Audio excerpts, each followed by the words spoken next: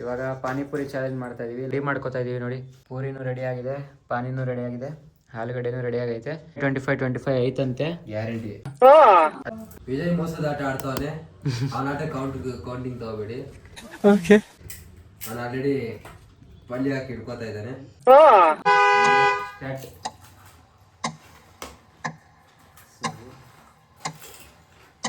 ಮೋಸದ ಆಟ ಆಡ್ತಾವನೆ. ಜಾಸ್ತಿ ಹಾಕ್ಬೇಕು ಇವಾಗಲೇ ಹೇಳಿದ್ದೀನಿ. ಅಲ್ಲ ಬೇಡ, ಪೂರಿ ಕಾಯಿ ಆಯ್ತದ ನೋಡ್ಕೋ ಅಷ್ಟೇ. ಮಾತಾಡ್ತಿಷ್ಟು ನನಗೆ ಮಾತಾಡ್ಬಿಟ್ಟು ಮಾಡ್ತಾ ಇದ್ದಾರೆ ನೀವು. ಅಣ್ಣ ಸಖತ್ ಆಕ್ಟಿಂಗ್ ಮಾಡ್ತಿದ್ದೆ ಕಣ. ತಿನ್ರೋ ಬೇಗ ತಿನ್ರೋ.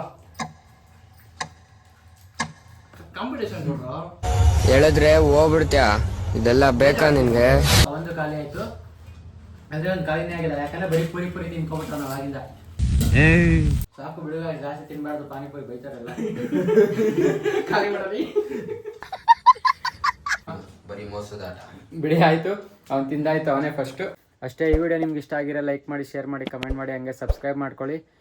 ಮುಂದಿನ ವಿಡಿಯೋದಲ್ಲಿ ಸಿಗೋವರೆಗೂ ಟೇಕ್ ಕೇರ್, ಬಾಯ್ ಬಾಯ್.